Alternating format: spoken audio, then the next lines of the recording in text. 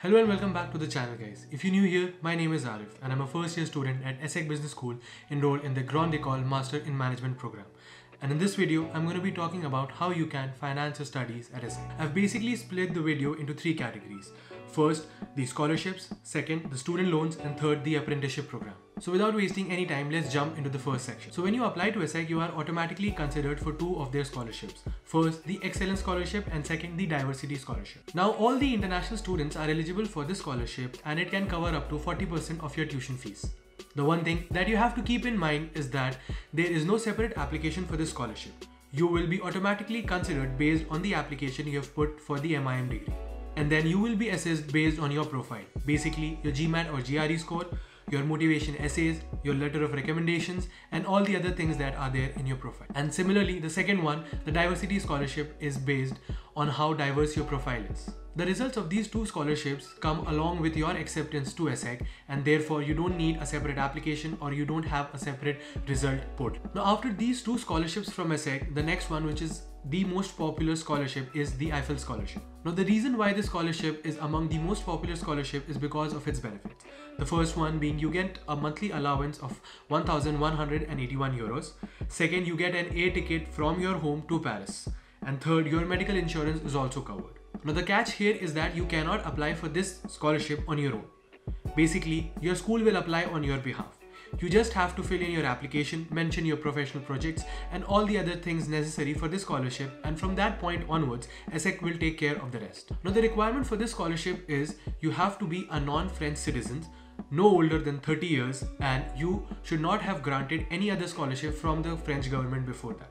And also, you are not eligible if you have applied for the Eiffel Scholarship before and were not successful. By the way, everything that I'm talking about, all the scholarships and everything else, I'm going to be linking every website in the description below so that you guys can read it for yourself as well. Now, there are a bunch of other scholarships depending on the country you are coming from, and here are a few you can directly check up on the ESSEC website.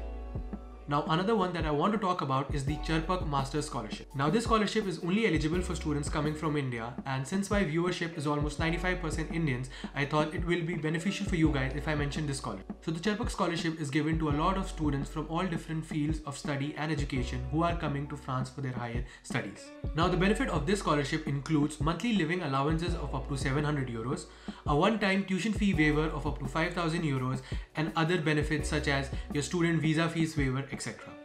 The process is fairly simple and you can check everything on the Campus France website, links in the description. Now, moving on to the second part of the video, the student loans. Now, there are three options when it comes to bank loans.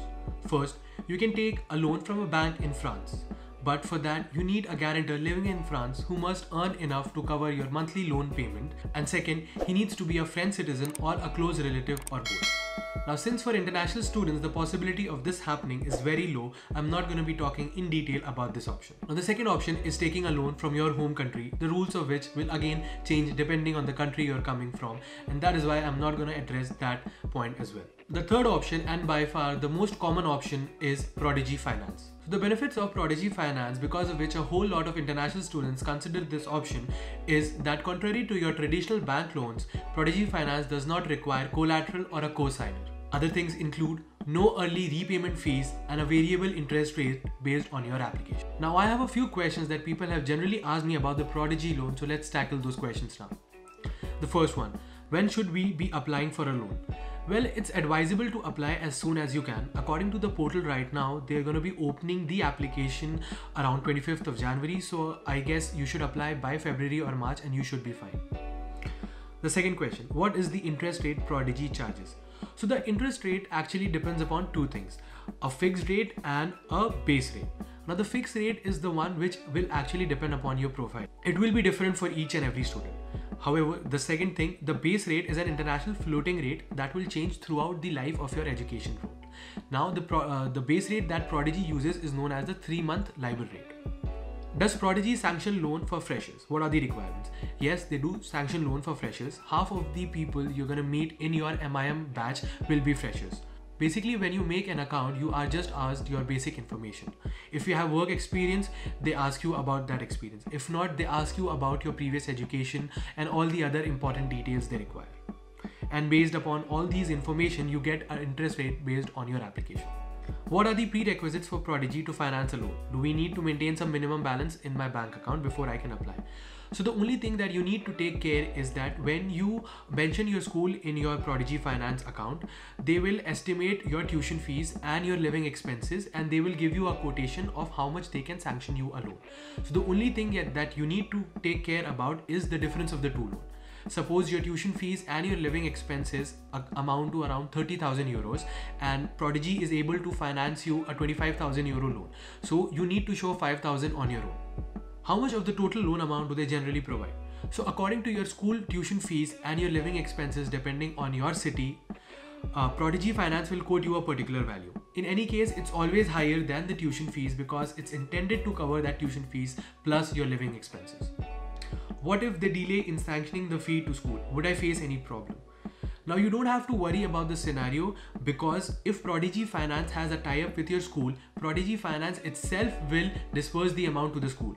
If there is a delay, you don't have to worry about it. Do we get the entire amount in our account? Prodigy Finance will disperse the whole amount to the school, and the school, after deducting its tuition fees, will then send you the amount to your bank account in one go. So let's say your tuition fees is around 20,000 euros and the loan that you have been sanctioned is around 25. So after Prodigy disperses the amount 25 to your school, school will deduct the amount 20 and then give you 5,000 in your account at one go. Is there a limit on the amount we can pay altogether when it comes to early repayment?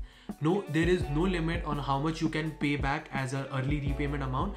Let's say you get an apprenticeship and you get your entire first year tuition fees back into your own account. You can use the entire amount and pay back towards your loan. Now let's move on to the last option, the apprenticeship program. If you watched my previous ESSEC curriculum video, which I will link somewhere here, you must have seen the apprenticeship program. But for those of you who don't know what it is, let me just explain it. So basically, the apprenticeship program is a work-study contract between three parties: the school, the company, and you. So what happens is your entire tuition fees is paid for by the company where you're doing your apprenticeship, and on top of that, you also get a monthly stipend for the entire duration of the contract. Therefore, with this option, your education in France boils down to around 100% scholarship for your tuition fees. Now, to be eligible for the apprenticeship program, there are basically two main criteria. First, you have to be less than 30 years old at the start of the contract, and second, you must have lived in France for over 1 year at the start of the contract. So basically, these were the main things with which you can finance your studies at ESSEC and in France. I hope you found the video informative, and if you do, please do make sure to hit the like button and also subscribe to the channel. As always, thank you for watching, and I will see you in the next one. Bye bye.